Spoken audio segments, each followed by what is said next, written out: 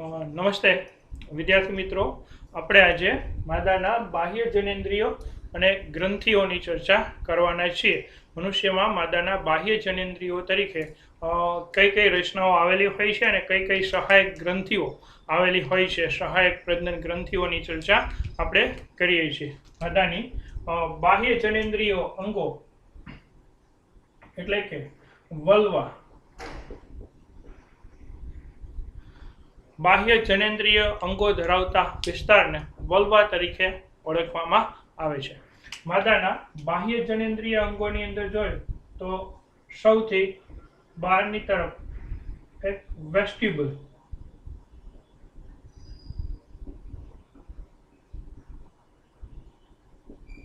નામનો વિસ્તાર આવેલો હોય છે. વેસ્ટિબ્યુલના અંદરના ભાગે બે છિદ્રો ખુલતા હોય છે. વેસ્ટિબ્યુલના ઉપરના ભાગે એક છિદ્ર આવેલું હોય છે જેને મૂત્ર માર્ગના છિદ્ર તરીકે ઓળખવામાં આવે છે. મૂત્ર માર્ગનું છિદ્ર, જ્યાં મૂત્રાશય છે એક સ્વતંત્ર છિદ્ર મારફતે માદામાં ખુલતું હોય છે. નરની અંદર આપણે જોયું હતું તો નરમાં પ્રજનન કોષો યાની કે શુક્રકોષો અને મૂત્રાશય બંનેનો એક જ વહન માર્ગ હતો, જ્યારે માદામાં પ્રજનન કોષો અને મૂત્ર બંનેનો વહન માર્ગ છે એ અલગ અલગ હોય છે. માદામાં મૂત્ર સ્વતંત્ર એક છિદ્ર મારફતે વેસ્ટિબ્યુલના વિસ્તારમાં ખુલતું હોય છે. મૂત્ર માર્ગનું છિદ્ર યુરેથ્રલ ઓપનિંગ તરીકે પણ એને ઓળખવામાં આવે છે. જ્યારે મૂત્ર માર્ગના છિદ્રની નીચેના ભાગે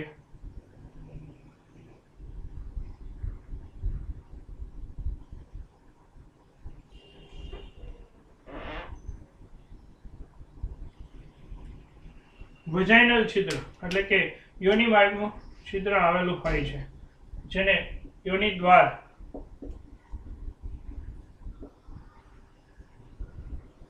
અથવા તો યોનિ માર્ગનું છિદ્ર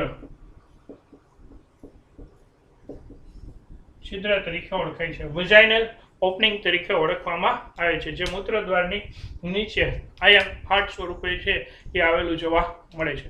વજાઇનલ છિદ્રની ચર્ચા કરી તો વજાઇનલ છિદ્ર છે એ બહારની તરફ એક પટલમય રચના વડે રક્ષિત હોય છે, જે પટલમય રચનાને યોનિ પટલ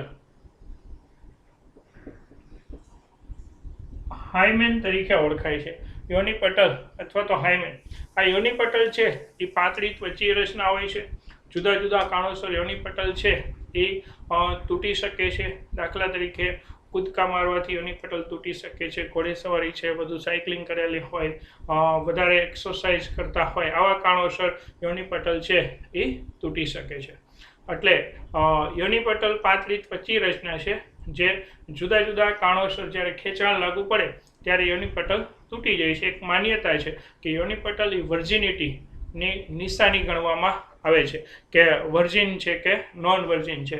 પણ વાસ્તવમાં યોનિ પટલની ગેરહાજરી એ 100% વર્જિનિટીની સાબિતી, હાજરી કે ગેરહાજરી 100% વર્જિનિટીની સાબિતી સાથે સંકળાયેલું નથી. યોનિ પટલ છે એ પાતળી ત્વચીય રચના, ઘણા બધા કારણોસર યોનિ પટલ છે એ તૂટી જાય છે. ત્યાર પછી આગળ જોતા જઈએ તો વેસ્ટિબ્યુલને ઘેરીને બહારની તરફ એક ગળીમય શ્લેષ્મીય રચના આવેલી હોય છે. વેસ્ટિબ્યુલને ઘેરીને બહારની તરફ ગળીમય શ્લેષ્મીય રચના આવેલી હોય છે. વેસ્ટિબ્યુલને ઘેરીને આવેલી બહારની તરફ ગળીમય શ્લેષ્મીય રચનાને ગૌણ ભગોષ્ઠ તરીકે ઓળખાય છે. બરાબર છે, ગૌણ ભગોષ્ઠ તરીકે ઓળખાય છે. લેબિયા માઇનોરા, ગૌણ ભગોષ્ઠ લેબિયા માઇનોરા તરીકે છે એ વેસ્ટિબ્યુલની બહારની તરફ આવેલી જે ગળીમય હોય છે, નાના કદની હોય છે અને શ્લેષ્મીય જોવા મળે છે, જેને ગૌણ ભગોષ્ઠ તરીકે ઓળખાય છે. ગૌણ ભગોષ્ઠની બંને ગૌણ ભગોષ્ઠના જોડાણ સ્થાને ઉપરની તરફ એક નરની ઉત્થાન પેશી ધરાવતી આંગળીના પ્રવર્ધ જેવી સમકક્ષ રચના આવેલી હોય છે, જેને ભગ્ન શિશ્નિકા તરીકે ઓળખાય છે. ભગ્ન શિશ્નય કહે છે, ભગ્ન શિશ્નિકા તરીકે પણ ઓળખવામાં આવે છે. ક્લોટરિસ તરીકે પણ ઓળખાય છે. ભગ્ન શિશ્નિકા અથવા તો ક્લિટોરિસ તરીકે પણ એને ઓળખવામાં આવે છે. ભગ્ન શિશ્નિકા નરની સમકક્ષ ઉત્થાન પેશી ધરાવતી રચના છે. નરના શિશ્નની જેમ ભગ્ન શિશ્નિકા જે ઉત્થાન પેશી ધરાવે છે. એટલે આપણે અહીંયા જોઈએ તો કેટલીક નર અને માદા બંનેમાં પ્રજનન તંત્રની અંદર કેટલાક હોમોલોગસ અંગો આવેલા છે.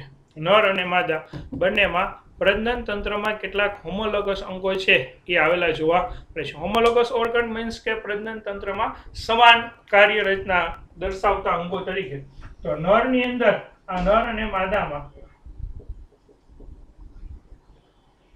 હોમોલોગસ ઓર્ગન જે જોવા મળે છે, નર અને માદામાં જે હોમોલોગસ ઓર્ગન જોવા મળે છે એમાં નરની અંદર આવેલું અંગ શિશ્ન, તો માદાની અંદર આવેલી રચના તરીકે આવી ભગ્ન શિશ્નિકા અથવા તો ભગ્ન શિશ્નિકા. આ બંનેમાં સામ્યતા શું?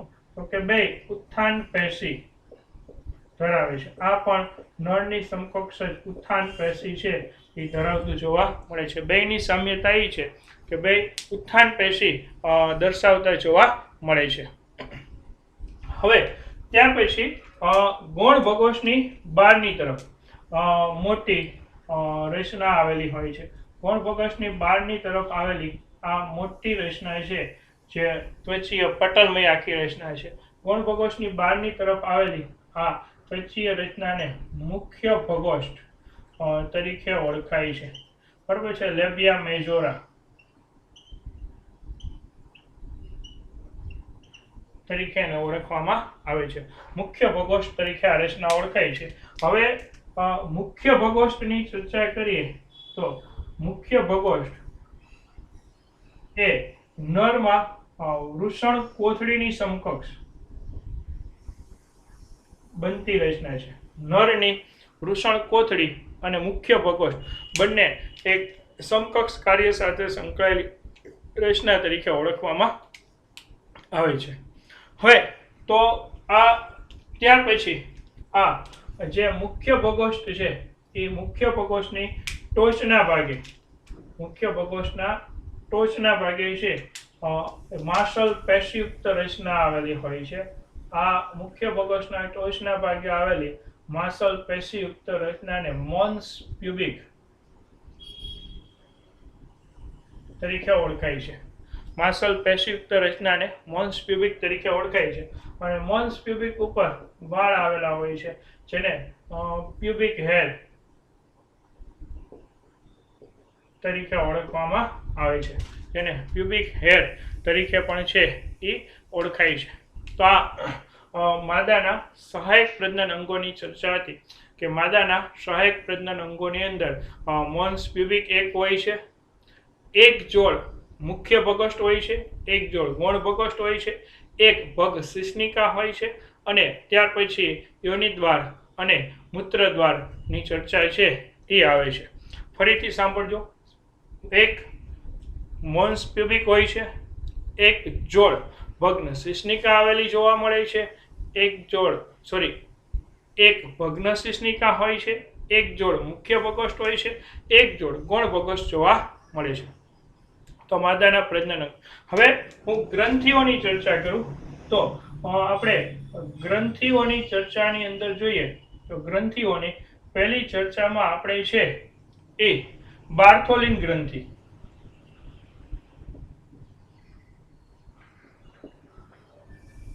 બાર્થોલિન ગ્રંથિ યોનિદ્વારની ફરતે ઉપરની તરફ ગોઠવાયેલી જોવા મળે છે. બાર્થોલિન ગ્રંથિ.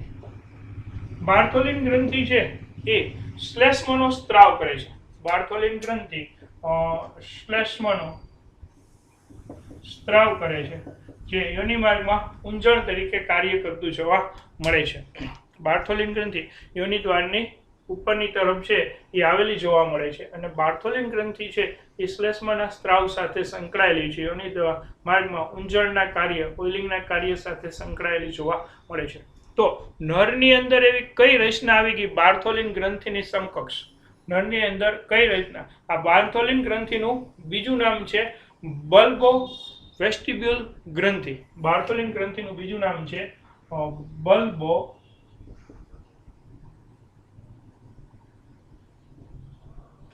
વેસ્ટિબ્યુલ ગ્રંથિ.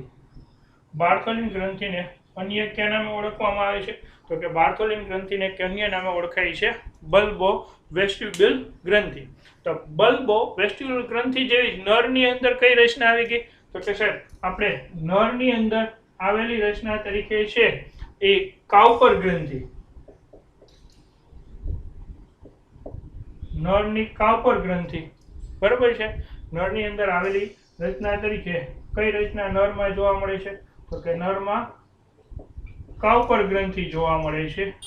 એની સમકક્ષ માદાની અંદર કઈ ગ્રંથિ જોવા મળે છે? તો કે માદાની અંદર સાહેબ બાર્થોલિન ગ્રંથિ જોવા મળે છે. બંનેનું કાર્ય શ્લેષ્મીય સ્ત્રાવ સાથે સંકળાયેલું જોવા મળે છે. કાઉપર ગ્રંથિનું બીજું નામ શું છે? બલ્બો યુરેથ્રલ ગ્રંથિ. બલ્બો યુરેથ્રલ ગ્રંથિ. જ્યારે બાર્થોલિન ગ્રંથિનું નામ શું છે? બલ્બો વેસ્ટિબ્યુલ ગ્રંથિ તરીકે ઓળખવામાં આવે છે. ત્યાર પછીની ગ્રંથિ છે સ્તન ગ્રંથિ. હવે આપણે ચર્ચા કરીએ છીએ સ્તન ગ્રંથિની.